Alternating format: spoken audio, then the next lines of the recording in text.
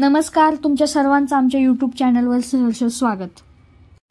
आता शारदीय नवरात्रोत्सव चालू होतोय, त्यासाठी घटस्थापना कशी करायची आणि त्याचा शुभ मुहूर्त काय ते आपण आज पाहणार आहोत। तर घटस्थापना म्हणजे आदिमाया शक्तीच्या उपासनेचे हे दिवस असतात। या दिवसात भक्तिभावाने देवीची पूजा केली जाते, घट बसवला जातो। पण हा घट बसवण्यासाठी कोणती पद्धत वापरावी व पूजा कशी करावी हे आपण आज पाहूया। खरं तर घटस्थापना ही शेतीशी संबंधितच असते। एक प्रकारे बीज प्रशिक्षण केले जाते। शेतकऱ्याकडून आपल्या शेतात जे पिकवलं जातं, ज्यामुळे आपले पोट भरते, त्याप्रती एक श्रद्धाभाव ठेवून मनोभावी पूजा केली जाते। या 9 दिवसात आदिमाया शक्तीसोबतच बळीराजा आपल्या शेतातील धान्याचीही पूजा करतो। आता घटस्थापना कशी करावी? खरं तर प्रत्येकाची पद्धत वेगवेगळी असू शकते, पण बऱ्यापैकी अशीच पद्धत राहते।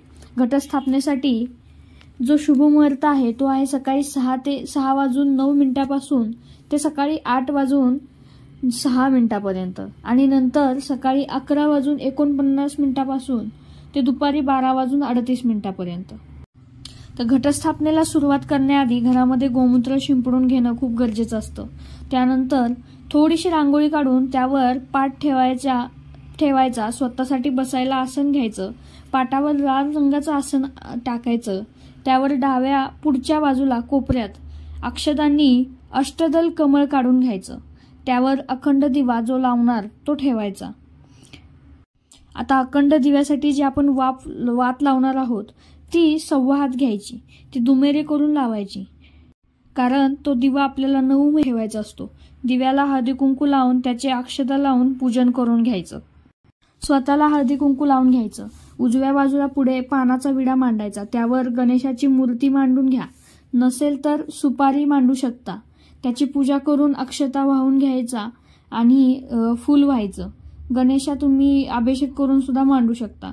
त्याच्या मागे अजून एक पानाचा विडा मांडून त्यावर तुमच्या कुळदेवतेचा फोटो ठेवायचा, किंवा तुमच्याकडे देवीचा जर टाक असेल तोही तुम्ही मांडू शकता। त्या देवीची अक्षदा हळदी कुंकू लावून पूजा करून घ्यायची। बाकीच्या देवांची सुद्धा त्या दिवशी विड्याच्या पानावर पूजा करून घ्यायची।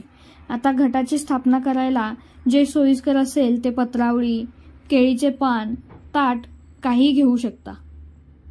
ते मांडून घ्यायचं, त्यामध्ये वावरी घ्यायची। तर वावरी म्हणजे माती, त्या दिवशी वावरी असं म्हणतात।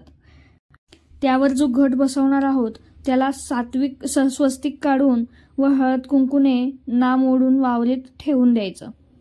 त्या घटामध्ये पाणी ओतायचं, त्यामध्ये हळद कुंकू, अक्षदा, सुपारी, नाणं, फूल हे सगळं टाकून पूजा करून घ्यायची। त्यावर विड्याची पानं ठेवायची।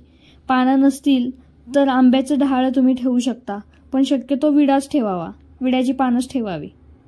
त्यावर श्रीफळ ठेवून घ्यायचं, त्या श्रीफळाची पूजा करून घ्यायची। अक्षदा हळदी कुंकू वाहून फूल ठेवून त्याची पूजा करायची। आता आपण जी धान्य घेतली आहेत ती वावरीवर पसरून घ्यायची। काही जण 5 प्रकारची धान्य घेतात, काही जण 7 प्रकारची घेतात, काही जण 9 प्रकारची घेतात, ते तुमच्या सोयीने तुम्ही घेऊ शकता।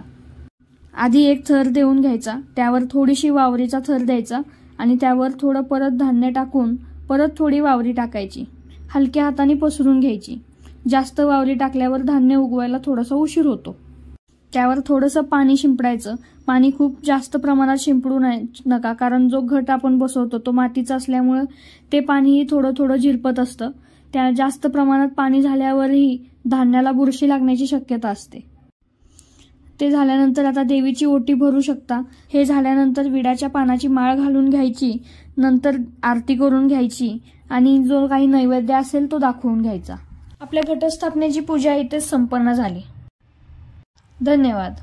आपल्या चॅनलला सबस्क्राईब करायला विसरू नका। लाईक, शेअर आणि कमेंट नक्की करा। थँक्यू।